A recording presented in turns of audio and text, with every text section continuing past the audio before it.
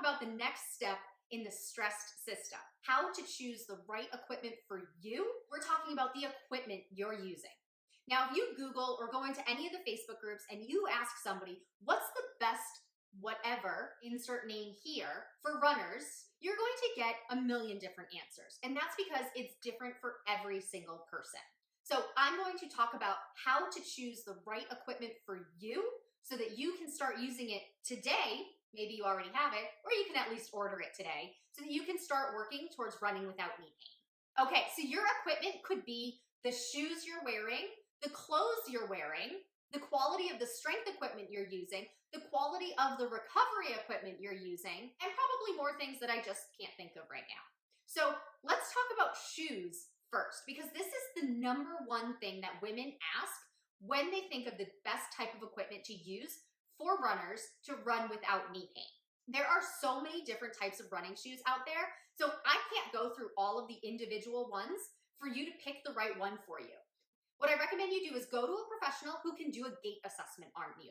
They can watch you run and see how your legs move in space to pick the best kind of support you need for your legs. So maybe you need more cushion at the front of the shoe. Maybe you need more cushion at the back of the shoe. Maybe you need more cushion on the medial aspect, the inside aspect, or maybe you have your leg roll out and so you need more buildup on the outside aspect of that shoe.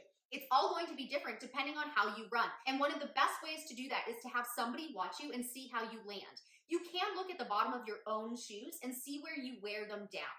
So you can take that information, again, to the running professional, to a running store and say, hey, this is where I tend to wear down.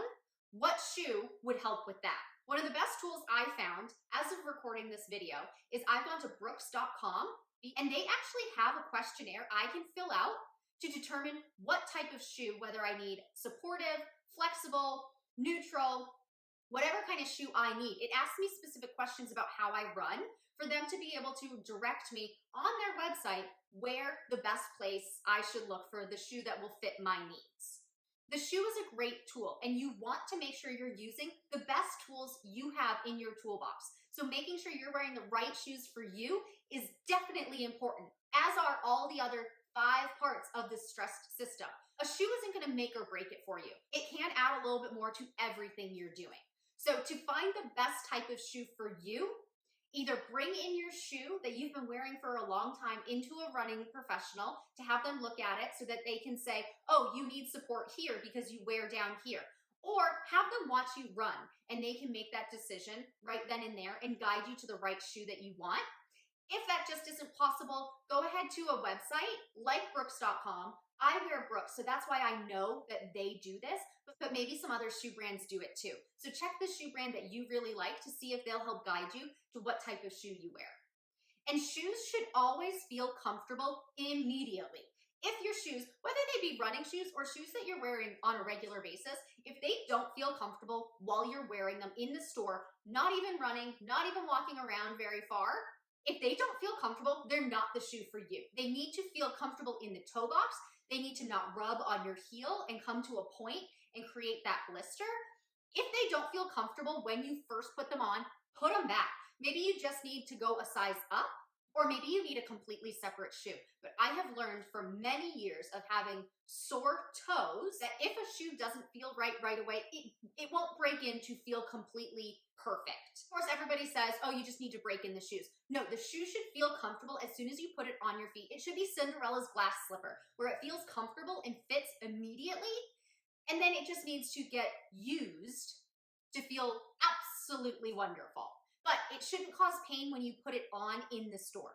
Okay, let's talk about another type of equipment, the strength equipment you're using. So you want good quality equipment for dumbbells, elastic bands, yoga mat, whatever you're using in order to build up your strength.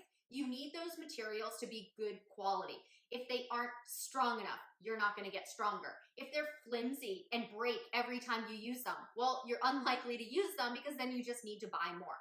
So make sure you're using good quality equipment for things like your strength routine so that you can keep progressing forward and you don't need to worry about, is this piece of equipment going to break on me today?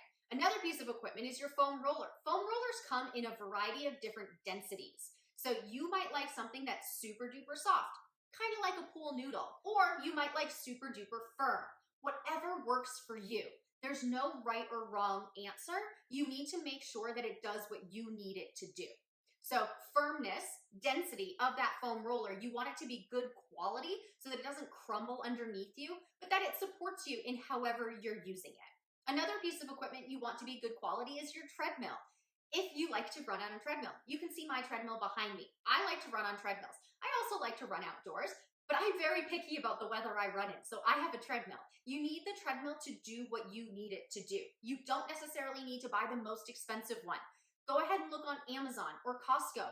Get the one that has the most ratings and the highest ratings combined. You don't want something that's 5 stars but only 1 review compared to something that's 5,000 reviews and 4.5 stars. If we're just looking at stars, that 1 review, that actually might mean nothing. So you want lots and lots of reviews and the highest rating that you can get. It doesn't necessarily need to be the most expensive. Let's talk about clothing. Clothing is a type of equipment that you need to have good quality clothing to run without knee pain. Now, the actual clothing won't really relate to the knee pain, but if you have clothing that's making you chafe, or it's uncomfortable, or it's hot, or it's too cold, you're not going to be running at your best, which then could lead to injury.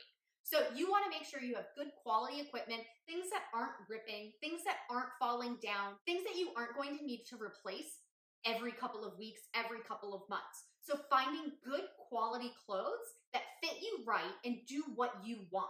If you're running in heat, you want to make sure that you have some kind of shirt and legging or shorts that's sweat wicking. You want that sweat to come off of you.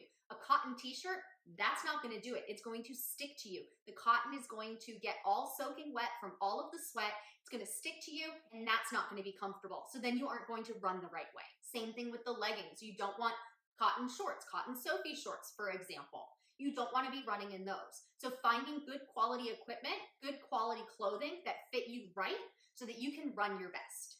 Be sure to like, comment, and subscribe. Hit that bell so you're notified every time a new video comes out so you can run without knee pain.